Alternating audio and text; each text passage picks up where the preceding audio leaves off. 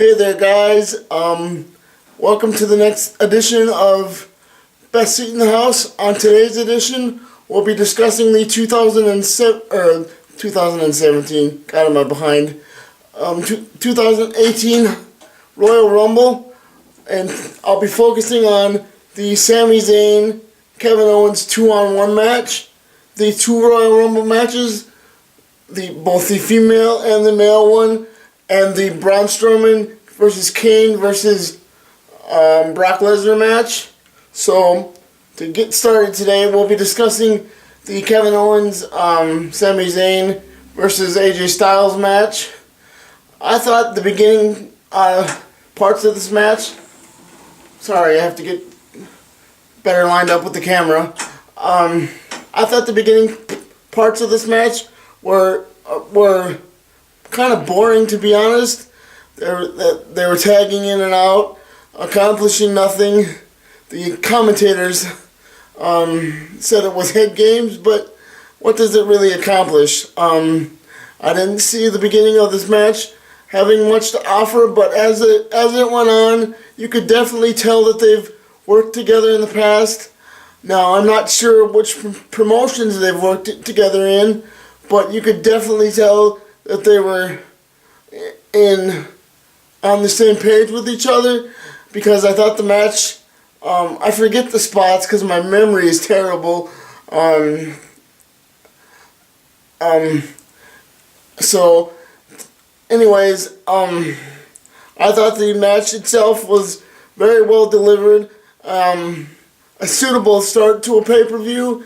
I thought the match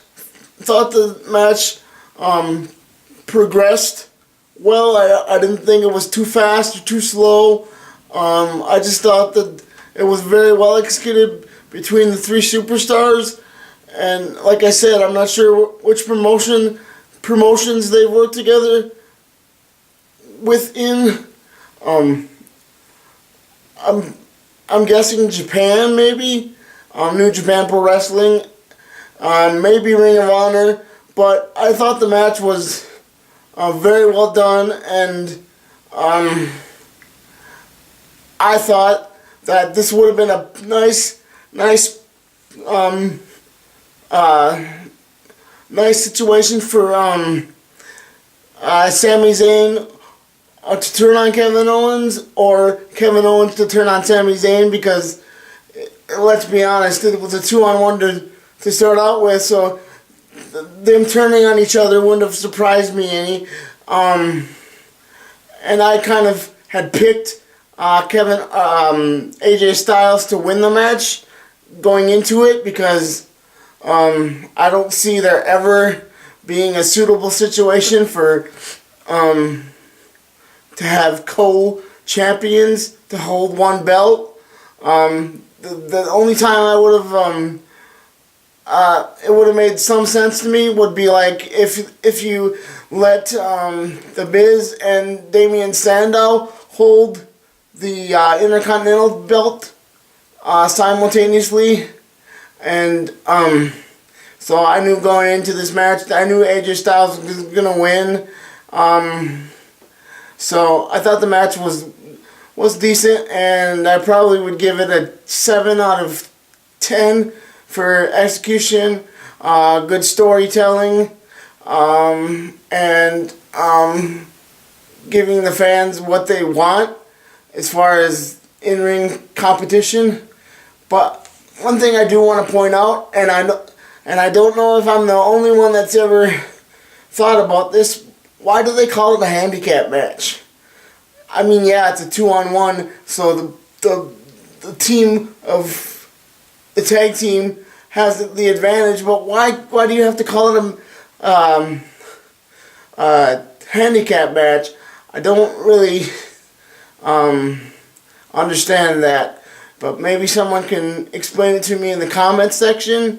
So, alright, moving on to the next match. I'm going to discuss is the men's Royal Rumble, and maybe it's just naive on my part, but I actually considered the Royal Rumble to be one of the only times through the entire on the entire pay-per-view calendar where you didn't know who the winner was going to be. And maybe, like I said, maybe that's just naive on my part. I don't know. But I kind of knew going in it was going to be Shinsuke Nakamura. The one surprise that I did thoroughly enjoy, was the appearance of Rey Mysterio. I thought that was very well delivered on Rey's part. And I don't know if the numbers are necessarily predetermined as far as the entry of each superstar, but I thought that they gave him a really good chance to win. I knew it wasn't going to happen. I think we all did as wrestling fans know that it wasn't going to happen, but I thought the biggest surprise of the whole night was the appearance of Rey Mysterio. And I thought he looked in great shape, given the fact that he's been away from WWE. We all know he was in Lucha Underground, which I personally don't like Lucha Underground because I think they focus too much on the how do I say it? I think they focus too much on the cinematic side of the entertainment side of wrestling. I'm not saying that they don't have good storylines or anything like that, but I just think their whole product is delivered, and it doesn't focus necessarily as much as it should on the wrestling part of the sports entertainment business, which I don't even like to call it sports entertainment because it's professional wrestling, and I don't like the term sports entertainment because it's not really. Yes, it is sports and it is entertaining, but I think you're not giving the superstars the respect that they deserve when you call it sports entertainment, and I think it is a bad thing to call it sports entertainment, but it is what it is. There's not much I can do to change it. I know why they did it, but I don't agree with the term. So anyway, and also I already knew that at some point I knew that Shinsuke Nakamura was going to face AJ Styles for the title. Along with all of us, I think the majority of us anyway, we just didn't know when, but it would make sense for him to want to face him at WrestleMania because it is that good of a match, or at least it should be, given how much the fans want it and given the caliber of athletes that the two superstars are. So, and like I said, maybe it's just being naive on my part, but I thought the Royal Rumble was one of those events and actual matches where you didn't necessarily know the outcome. But again, maybe it's just me being naive and me wanting to be awe-inspired with every entrant, which, to be honest, I thought both the men's and women's Royal Rumble was a little underwhelming as far as surprise entries, and that leads me to the women's Royal Rumble, which, and please don't get offended by this, but I don't think that the women should necessarily have their own Royal Rumble. Now I get the wanting to make things equal and wanting to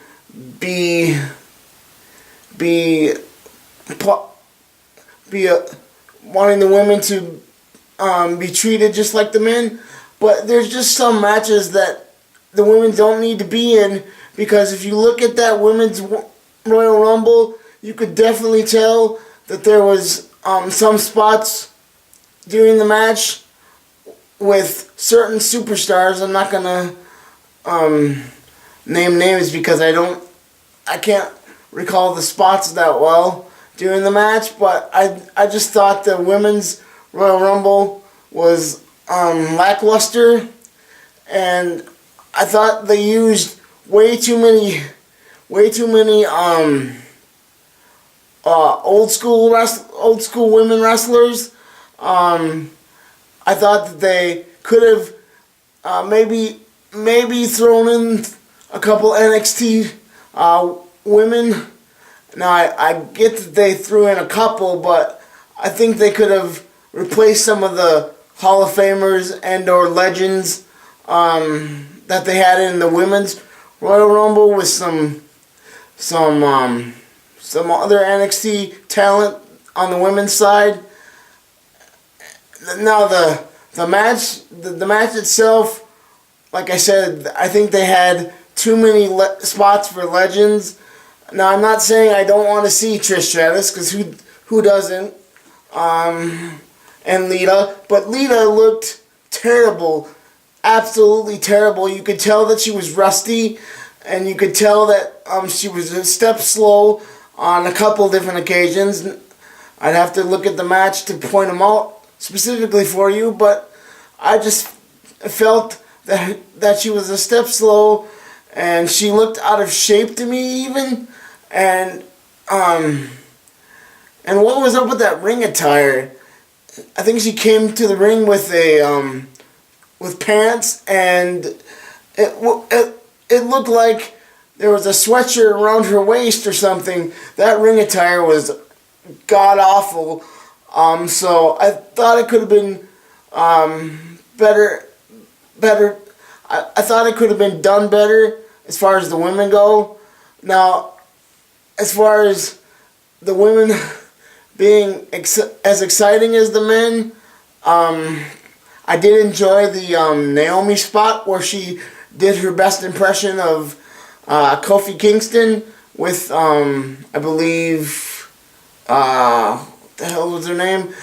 The guest ring announcer's chair. She borrowed that from the guest ring announcer. That was kind of cool, but I think she's just trying to be like the female version of Kofi Kingston when it comes to being in a battle royal setting. And I look forward to, as much as I have negatively spoken about the women having their own Royal Rumble, there is a small part of me that looks forward to it in the future. But like I said, you could just tell that they looked out of place, and they weren't necessarily prepared to be involved in the match, because you could tell that certain superstars kind of didn't know what to do and had the kind of physically anyways, they had the deer in headlights look like, oh shit, now what do I do? And you could tell in a couple different spots they completely missed what they were trying to do.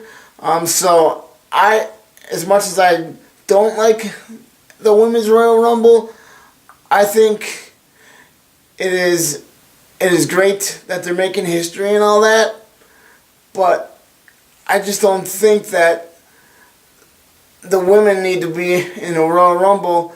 Now, I understand, and I'm being repetitive, and forgive me, try not to change the channel. I just don't think it was well done, and I think there's not a lot of ways it could have been done better either. That being said, I look forward to future Women's Royal Rumbles. I just hope that in the future they don't use quite as many spots for legends and or Hall of Famers now, and so that's what I hope for in the future when it comes to women being in the Royal Rumble match. Okay, moving on to the final match not necessarily on the card, but the final match I'll be discussing today. And I thank you for your patience because I'm rambling a little bit, and it's kind of because I don't have my notes in front of me, but I'm not a person that goes by notes. I go by just my memory alone. So thank you for staying tuned. But anyways, the last thing I wanted to discuss today on Best Seat in the House is the Braun Strowman, Kane, and Brock Lesnar match. Now, I didn't think the match had any oh my god moments. We've never seen that before. I did find the spot where Brock Lesnar flipped the table on Braun Strowman to be kind of entertaining, but my thought is on this match, how many times are you going to make Braun Strowman decimate his opponents before you actually make him the champion? Now, just I understand waiting until WrestleMania because that is the Super Bowl of wrestling, so to speak. Anyways, but I understand why you do it, but just give him the title and make it kind of like Asuka. Give him the title and make him I'm not saying he should have a Goldberg undefeated streak because that went on for way too long, I think. Anyways, but I think he should have had the title by now, and he should be defending it and winning title matches by now. Because if you're going to put him in a title match, why not just give him the title? I'm not saying Brock Lesnar isn't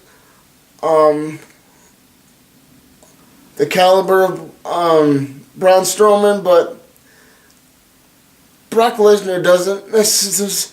I don't think Brock Lesnar necessarily wins his title matches.